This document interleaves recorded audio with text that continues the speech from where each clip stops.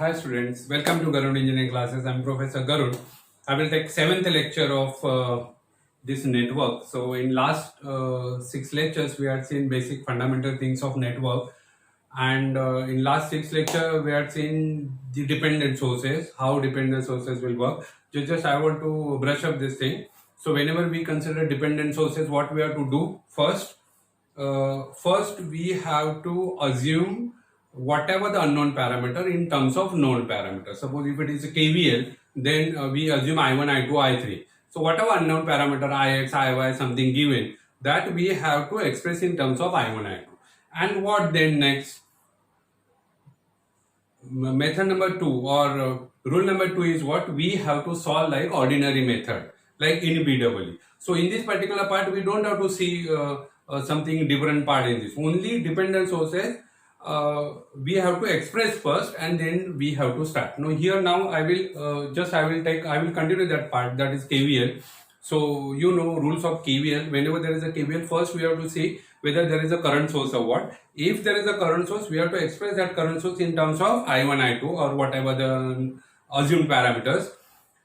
And then we have to find out the number of KVL required. So that is what number of loops minus number of current sources. So that will be the how many KVLs we have to require, that we have to find. And then we have to select the path. So while selecting the path, we don't have to consider current source because we don't know the internal resistance of current source. We have to exclude the current source and we have to select the path. Suppose there are two KVLs required, then we have to write two equations and automatically we get answer from the two equations. So I will continue that part. So today I will consider one more problem for your revision, and then next I will start KCL.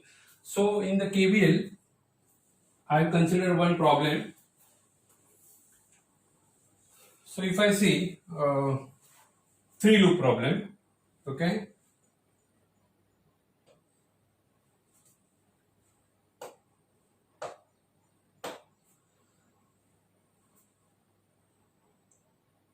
I consider one resistor and dependent source here.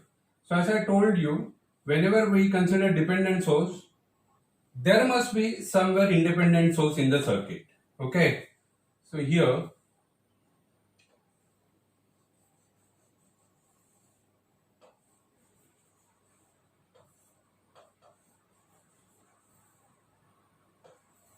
I consider three loops. Here also I will consider dependent.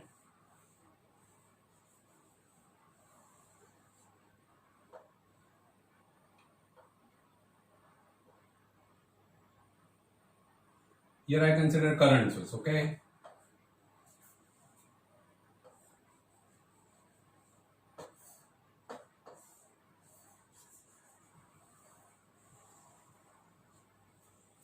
So this is three loop problem. So I mentioned some values. Here I say this is dependent. So there must be some unknown parameters we have to show. So somewhere here I say Ix, and I consider one voltage parameter. Somewhere here I say Vx. Okay. This is current source. This current source is dependent on this Vx. I say here 2Vx, and positive negative is mentioned. Okay. This current source I say dependent on this Ix. This voltage source I say dependent on this. So here I will mention this as a 4 Ix. Okay.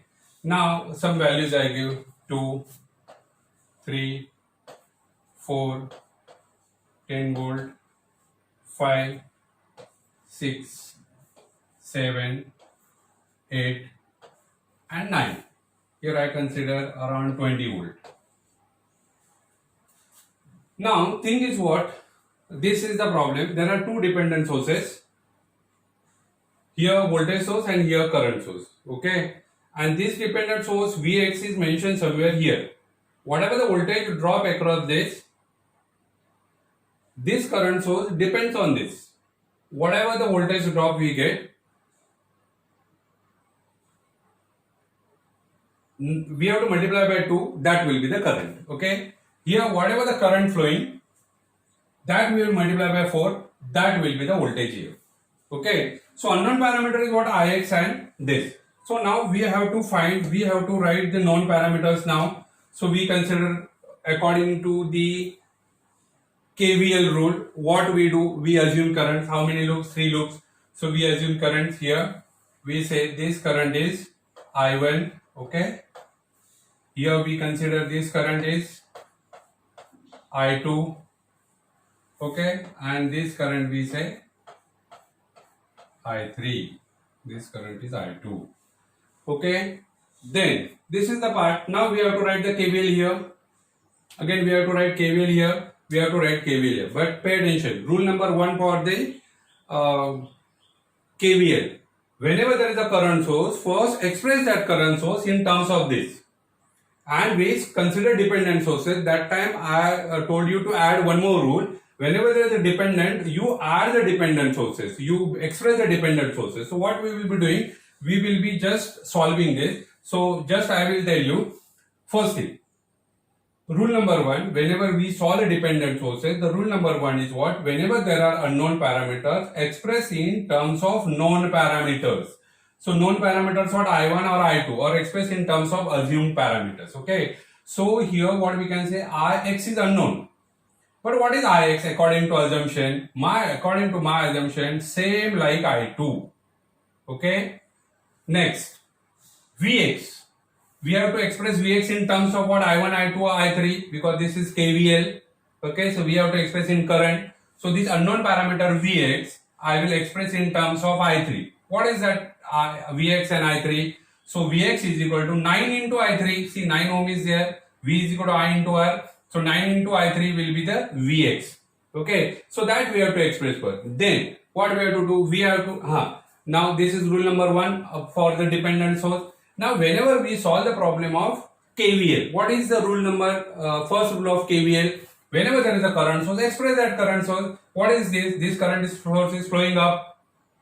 So who is supporting? I3 is supporting. So I3 minus I2, supporting minus opposite. Otherwise, as I told, if the current is downward, first minus second. Current is upward, second minus first.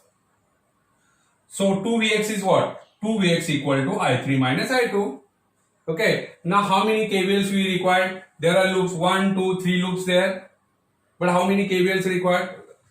3 loops minus 1 current source. Only 2 KVLs required. So while writing KVL, we have to use ordinary method. So if we travel this way, this is loop number 1. So it is possible.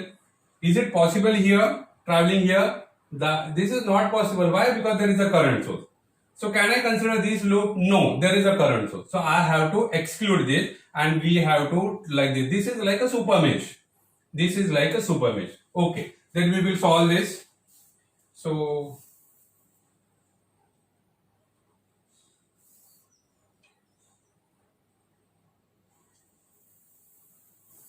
I keep this aside for your reference.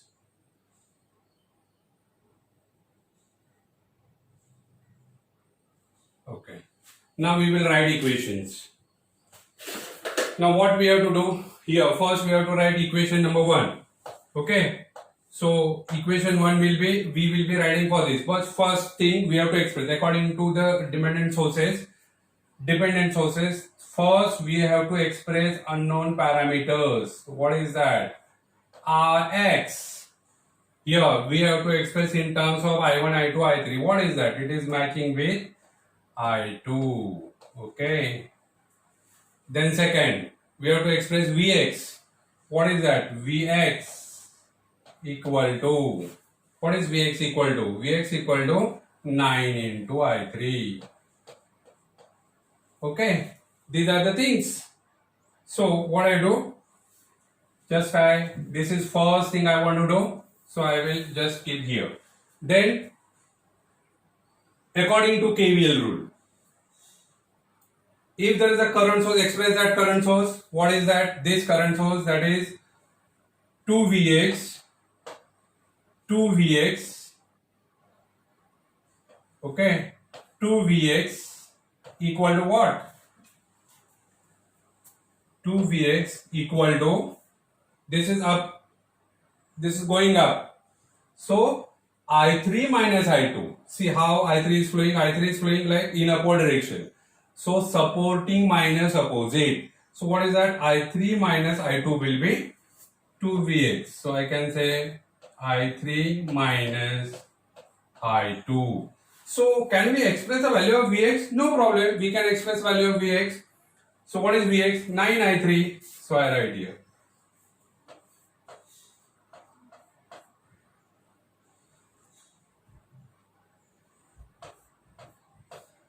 9I3 equals to I3 minus I2. Okay.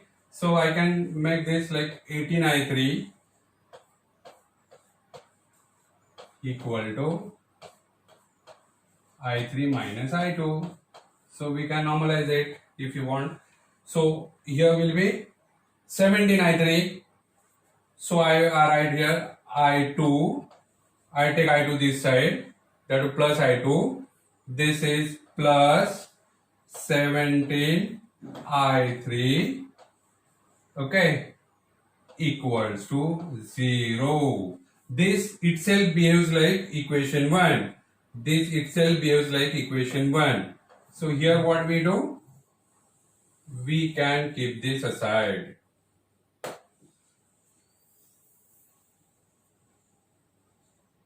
Correct? So we will keep this here.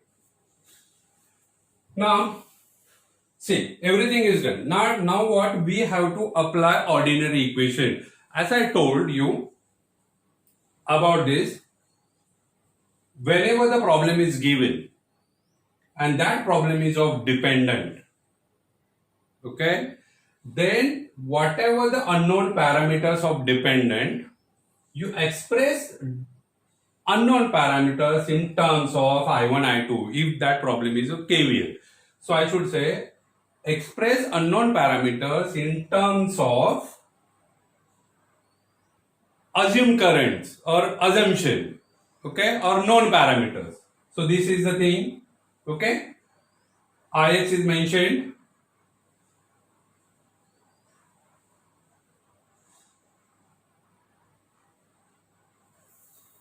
Okay, so Ix is mentioned and Ix is mentioned, Vx is mentioned. Then we have to solve ordinary problem. Like if this is KVL, then first rule of KVL, if there is a current source, express that current source in terms of whatever known currents. So that we have already expressed and that itself gives you equation. Now you know how many KVLs required, rule for the KVLs required. That is what we can say rule of KVL itself. So you know KVLs required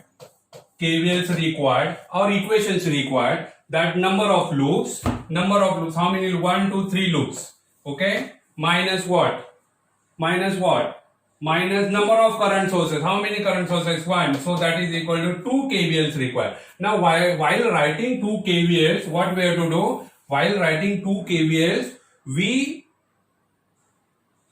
don't have to consider current source. We have to travel in the path of, we don't have to travel in the path of current source, okay, that is the thing. So here what we can say, we are writing ordinary equations. Okay, let's see how to write ordinary equations. Like here also I can write ordinary equation, okay. So here I can say,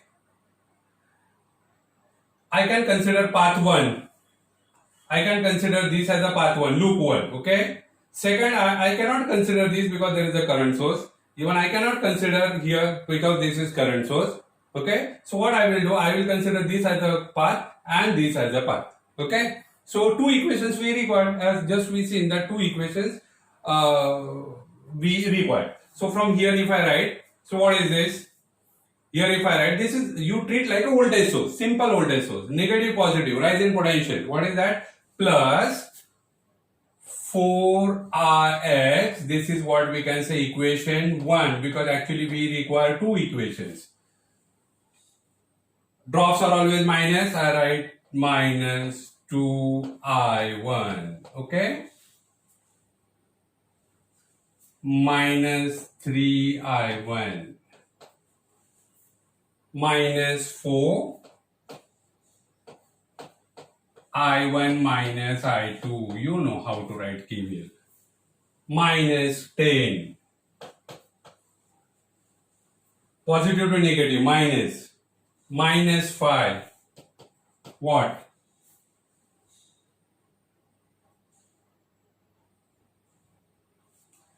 Minus 5.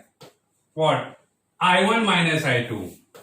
Minus 5. I1 minus I2 equals to 0. Okay? So, this is the equation.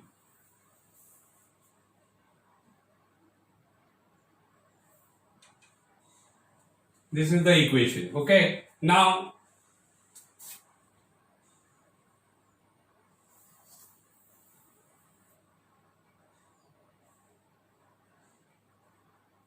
second equation, now we have to correct this. We have to solve this.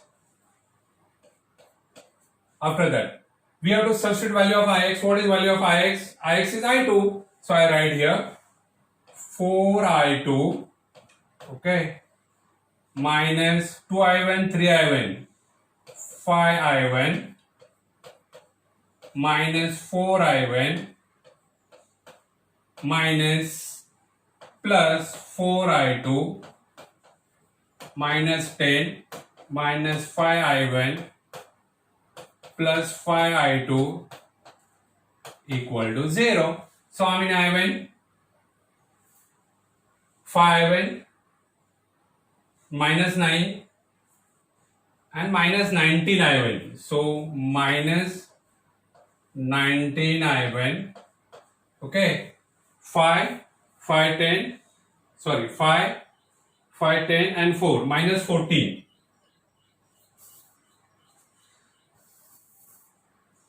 5, 9 and 5, that is minus 14. Minus 14 I1. Now how many I2? 4I2, 4I2, 8 and 5. So that is 13 I2 plus 13 I2 equals to what? How many constants? Minus 10, that side will be 10. Okay? This will be your equation. This will be your second equation actually. Correct? As I told you, this is 3 loop problem. But this current source will give you first equation. This is what is here. Here I1 is absent. Here I3 is absent. Okay? So this is your third equation. So what I do? So I keep this aside.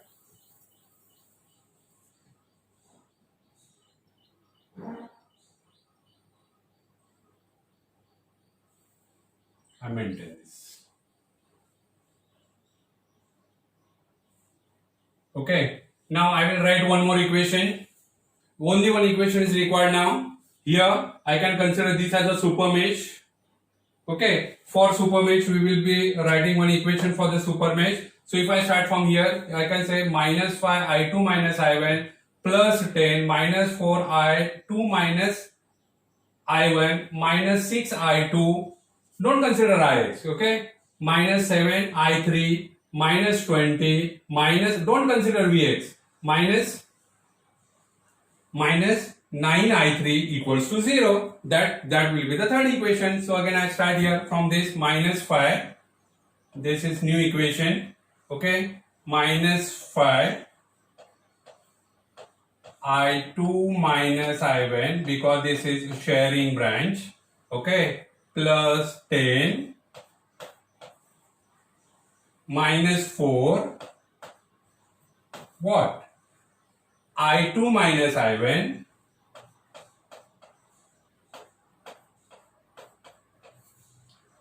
minus 6 I2 only. Okay, minus 7 I3 minus 7 I3 minus 20 voltage minus 9 I3 equals to 0. Okay, for this I repeat, minus 5, drops are always minus. By practice you can write minus 9 directly. Okay, by practice we can write minus 16 directly. So here minus 5 I1. This is I2 minus I1 because we are writing for this. Okay, so this minus this plus 10 minus 4 I2 minus I1, 6 I2, 7 I3. Okay, then minus 20. What is this? Minus 9 I3, minus 7 I3, minus 9 I3. Okay, now we can solve this. We can find the answer. Minus 5 I2 plus 5 I1 plus 10 minus 4 I2 plus 4 I1 minus 6 I2 minus 7 I3 minus 20 minus 9 I3 equals to 0. Okay, so how many I1? 4, 9. Here also we can say 9 I1. Correct? 9 I1. So I write here 9 I1. What is I2? I2 is only 6. 6 minus 6 I2. You also know shortcut method, host and guest method. 7 and 9, 16. Here also see I3. 7 and 9 minus 16 I3. Okay? And what is that? Equal to what? Constant 10. And minus 20 is minus 10. That is equal to 10. Okay? This will be your third equation. Now we can solve all equations. Equation number 1, equation number 2, equation number 3. Here I1, I2, I3 all present. Here only I1 and I2. Here what we get? I2 and I3. So we get value of I1, I2, I3. Okay, we can solve this. I1 equal to I2 equal to and I3 equal to, we can solve this in calculator.